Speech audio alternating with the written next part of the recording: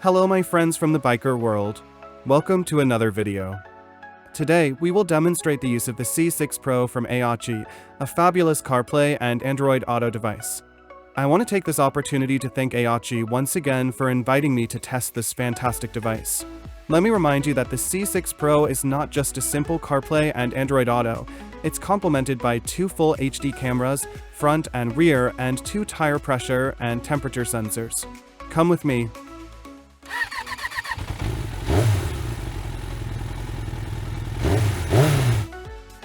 Well, as we've already mentioned, we have our C6 Pro with a 6.25-inch high-definition screen. Besides giving us access to Android Auto or CarPlay and all the compatible apps, it also shows us the images from our cameras and alerts from the tire pressure and temperature sensors. And these are the tire pressure and temperature sensors that are included. They display the temperature, which can be configured in Celsius or Fahrenheit, and the pressure, which can be set in bars or PSI. I just think that the display for pressure and temperature could be a bit more refined. It seems to have been rushed, with some captions overlapping others. Additionally, the low pressure alert is the same for both tires. It should have an independent alert configuration for each tire. But these are things Aoocci could fix with a software update for the C6 Pro. Now we can see its cameras, in this case, the front camera. We have two cameras with 1080p Full HD sensors, one front and one rear.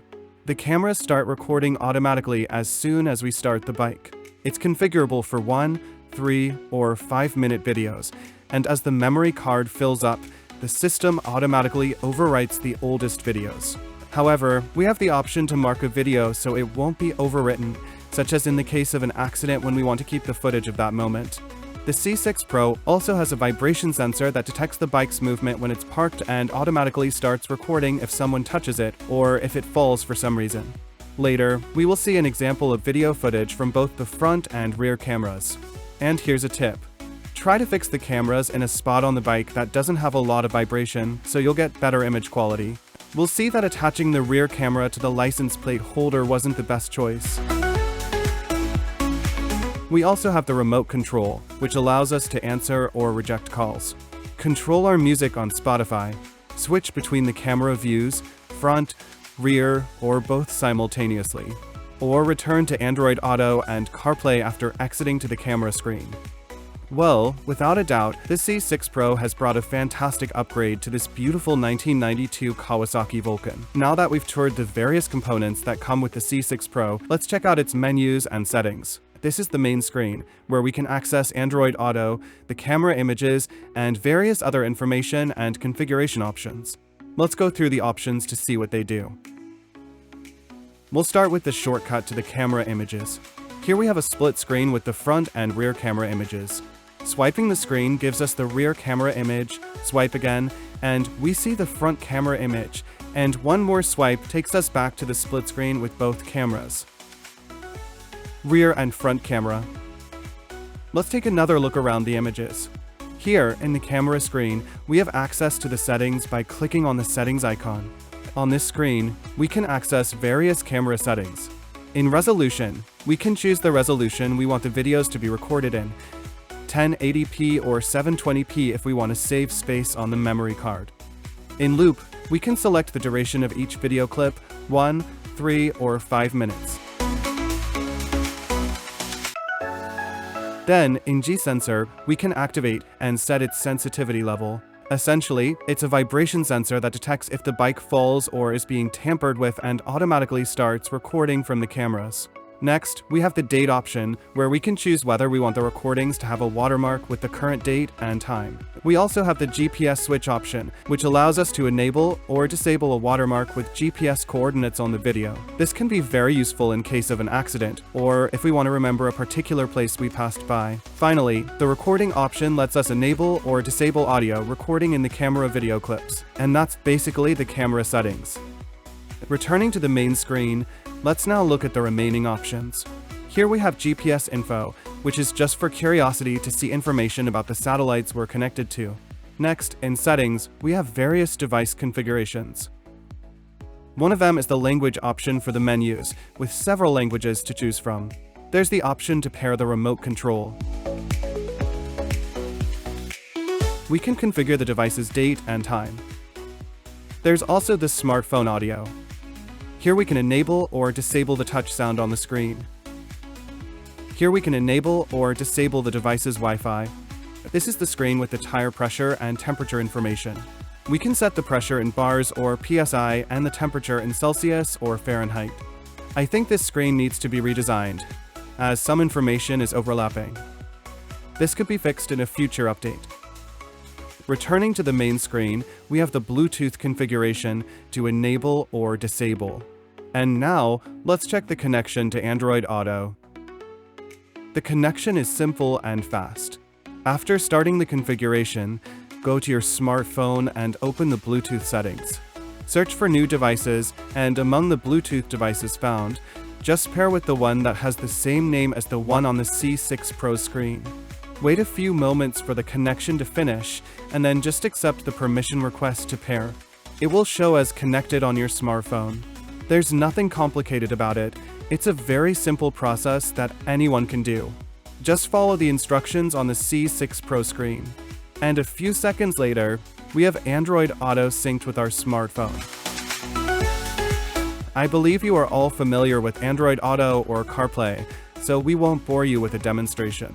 Now, with the C6 Pro synced with your smartphone, we have access to maps and our music on Spotify. We can have the map in full screen or split with another app, in this case, Spotify, to listen to music during our trips.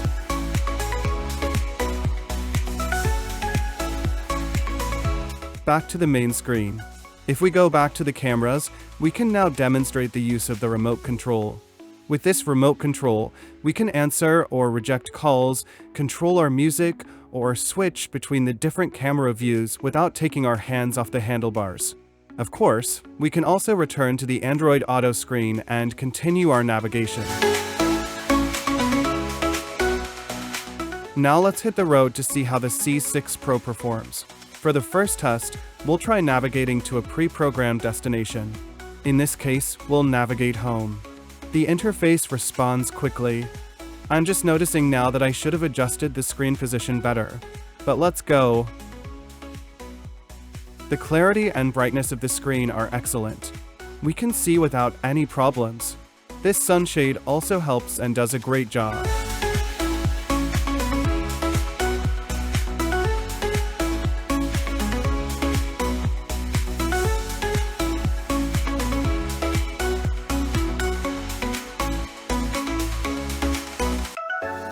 Now for the next test, we'll search for and start navigation on our smartphone. It should automatically redirect the navigation to the C6 Pro screen, as is typical with Android Auto or CarPlay. And there it is.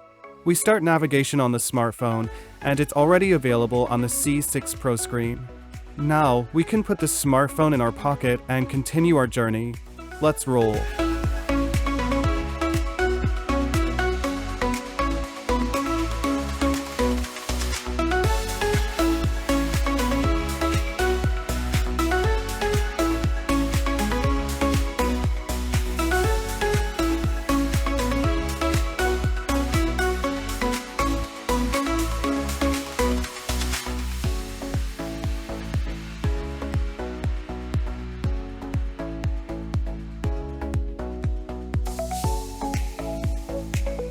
Now, in the next test, we'll search for an address to navigate. Anyone who's used Android Auto or CarPlay on other devices or in their car knows how this works. Here we can assess the quality and responsiveness of the screen, and we can say it's excellent, with a very good brightness level, easily visible even on sunny days like today, and just like initially, the interface responds very quickly. Now, let's keep rolling.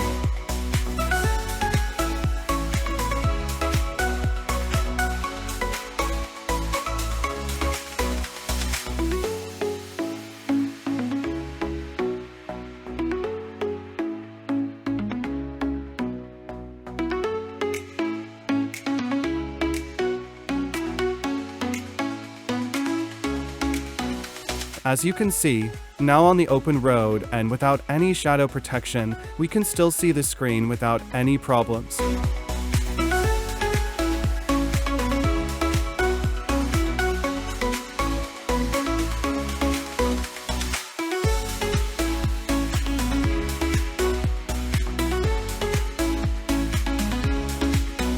I'll now leave you with some footage recorded by the C6 Pro cameras. Don't expect excellent image quality, but for what it is and for the price we paid, it's very good. So, this is the image quality we can expect from the cameras. At the moment, we're looking at the front camera footage. It's clear that the image quality isn't fantastic for YouTube videos, but as a security camera in case of an accident or something unusual on the road, it's more than sufficient. We can see that the videos have a watermark with GPS coordinates, current speed, altitude, and date and time. In my opinion, this is very useful for those who ride in city traffic. Now, let's look at the rear camera footage. In this case, the spot we chose to mount the rear camera wasn't ideal, and we'll need to move it, as there's too much vibration where it's currently placed, as you can see in the footage. Just like the front camera, the rear camera also has the same watermark options on the video. The image quality is identical to the front camera since they are the same. It's good enough for its intended use as a dashcam, and for the price we paid for this excellent kit, we couldn't ask for more. Well, my friends, this brings us to the end of this video on this fantastic CarPlay and Android Auto device. I want to thank Aoocci once again for inviting me to test this fantastic device. And if you're interested, you can find the link in the video description, and if you use our code, you'll get a $50 discount. Ride safe and see you in the next video.